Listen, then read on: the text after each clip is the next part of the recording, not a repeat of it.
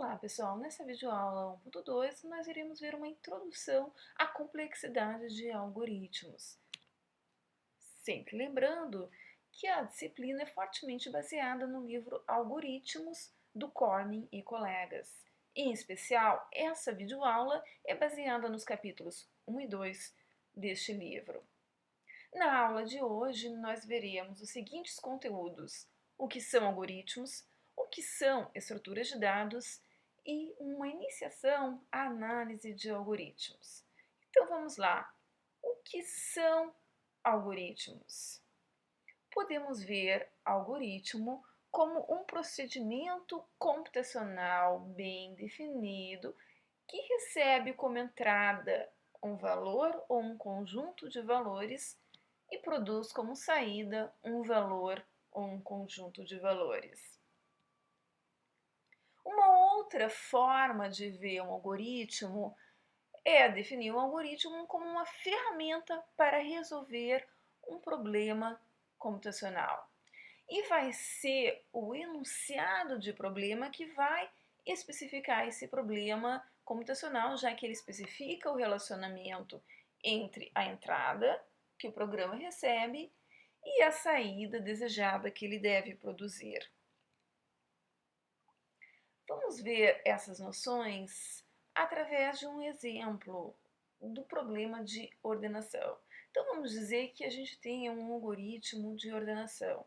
Esse algoritmo ele vai receber como entrada uma sequência de n números e ele vai rearranjar esses números de tal forma a fornecê-los como saída de maneira ordenada, em ordem crescente, ordem não decrescente.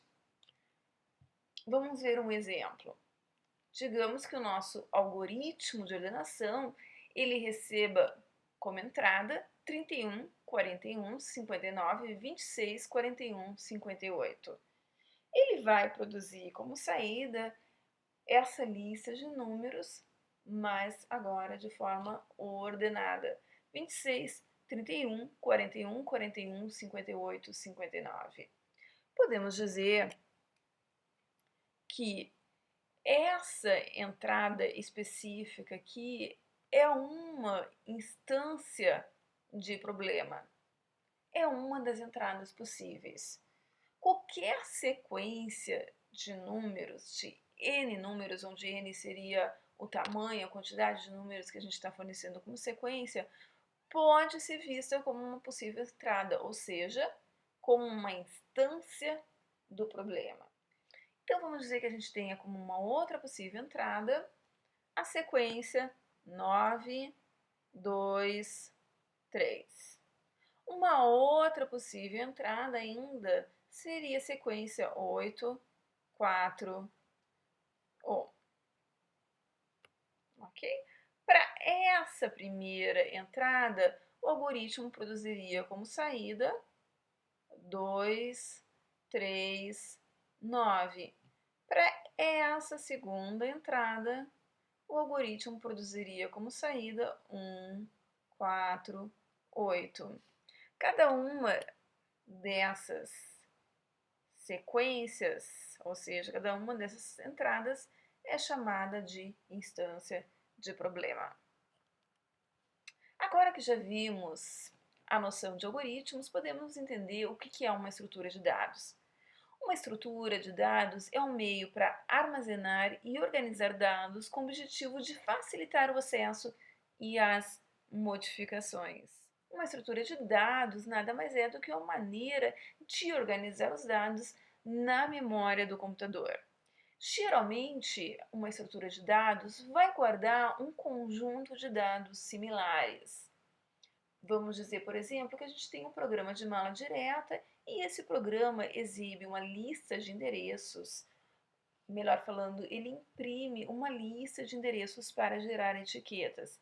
Essa lista de endereços é uma estrutura de dados. Aqui a gente tem um conjunto de dados similares, que são os endereços.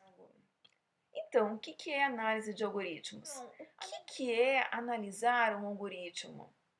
Analisar um algoritmo significa prever os recursos que esse algoritmo vai precisar.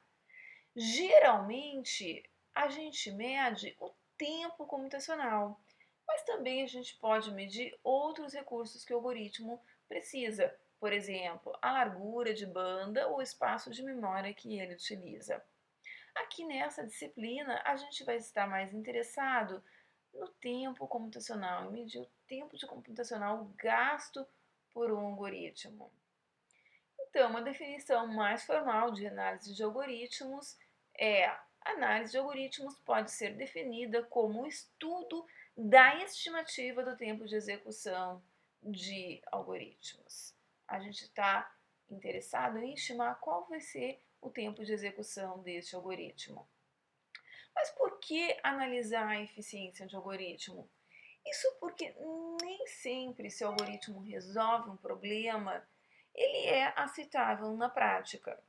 Resolver um problema significa que, dada uma instância do problema, o algoritmo ele gera uma solução, ou seja, ele gera a saída desejada ou informa que aquela instância não tem solução. O fato desse algoritmo executar e achar uma solução não significa que ele seja aceitável na prática. Isso porque o algoritmo pode levar um tempo extremamente longo e não ser eficiente para resolver o problema desejado.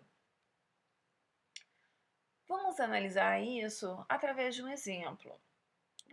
Vamos pensar no exemplo dos algoritmos para resolver sistemas de equações lineares. Aqui nessa figura, a gente tem um exemplo de um sistema de equações lineares. Esse sistema de equações lineares, ele tem ordem 3. Por quê? Ele tem 3 linhas, ou seja, 3 equações, já que cada linha é uma equação. E além disso, cada equação tem 3 incógnitas, x, y, z. O objetivo de resolver um sistema de equações lineares é descobrir os valores de x, y e z. Existem dois principais métodos para resolver sistemas de equações lineares. O primeiro é o método de Cramer. Esse é bastante intuitivo e fácil de implementar. O segundo é o método de Gauss, que é um pouco menos, aliás, bem menos fácil que o método de Cramer de implementar e bem menos intuitivo também. Mas existe uma pequena diferença. Enquanto que o método de Cramer precisa de 15.255 séculos para resolver um sistema de equações lineares de ordem 20 por 20, o método de Gauss precisa de apenas 38,63 milissegundos. Então, esse exemplo mostra que só saber que um algoritmo resolve um problema, ou seja, que ele dá uma solução, não significa que ele seja aceitável na prática. A gente não poderia esperar 15 mil séculos para resolver o nosso sistema de equações lineares pelo método de Cramer. Então, a gente precisa saber, antes de empregar um determinado algoritmo, o quanto ele é eficiente. Visto isso, então podemos perceber a importância de ter uma forma de criar medidas de comparação da eficiência de algoritmos que resolvem o mesmo problema. Porque dessa forma é possível determinar a viabilidade de um algoritmo. Então, como a gente viu no exemplo anterior, um algoritmo que implementasse o método de Cramer, ele não é viável para resolver sistemas de equações lineares de ordem muito grande, como 20 por 20. E também podemos ver, utilizando essas medidas de comparação, qual é o algoritmo mais eficiente para a solução de um determinado problema. Porque geralmente vão existir vários algoritmos para resolver o mesmo tipo de problema. Pensamos, por exemplo, no problema de ordenação. Existem vários algoritmos, como o Bubble Sort, o Insertion Sort, o Quicksort e assim por diante. Como é que a gente pode medir a eficiência de um algoritmo?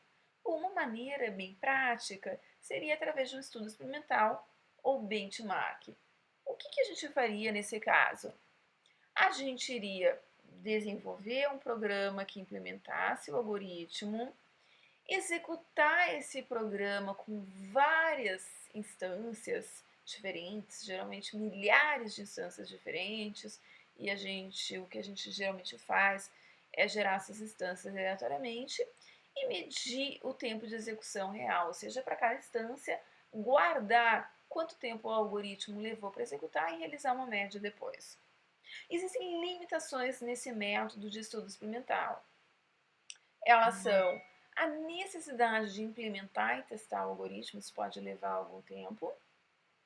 Os experimentos são geralmente realizados em alguns cenários limitados, geralmente a gente não tem todas as instâncias possíveis, isso pode ser uma outra limitação. E além disso, o tempo de execução vai depender do compilador, alguns compiladores utilizam algumas formas de otimização e por isso o programa pode ter um desempenho melhor dependendo do compilador utilizado, vai depender também do hardware, da quantidade de memória, entre outros aspectos. Por isso, o estudo experimental nem sempre é a maneira mais interessante e viável de medir a eficiência de um algoritmo. A melhor maneira é contar um número de operações consideradas relevantes. O que são essas operações consideradas relevantes? São geralmente as operações primitivas, tais como comparações, operações aritméticas e movimentação de dados, como atribuição, por exemplo. Então, o que a gente faz é contar quantas vezes o algoritmo executa cada operação. Para que a gente possa contar esse número de operações, quantas vezes um algoritmo executa cada operação, a gente precisa ter um modelo de computação. Aqui a gente vai empregar o modelo Random Access Machine, também chamado de RAM. Nesse modelo, as instruções são executadas sequencialmente. Não há concorrência, ou seja, não há instruções que sejam executadas de forma concorrente ou paralela. Na verdade, existem outros modelos de computação que são empregados, por exemplo, pelos profissionais da programação paralela para saber a complexidade de tempo quando os algoritmos são executados com máquinas de mais de um processador. Esse modelo RAM ele apresenta as instruções mais comumente encontradas em computadores reais, tais como aquelas que a gente viu no slide anterior. E além disso, cada instrução executa em tempo constante para esse modelo RAM. A gente não está interessado se a instrução de atribuição, por exemplo, executa num tempo diferente de uma operação aritmética. A gente considera que todas executam no mesmo tempo, que é um tempo constante. Então, por essa videoaula é só. Recomendo fortemente os capítulos 1 e 2 do livro Algoritmos do Corning para uma visão mais aprofundada das noções que a gente viu nessa videoaula. Não percam a próxima videoaula. Na próxima videoaula a gente vai ver como analisar a complexidade de um algoritmo. Também vamos ver a diferença entre complexidade de tempo e complexidade de espaço. Muito obrigada pela atenção de vocês e até a próxima videoaula.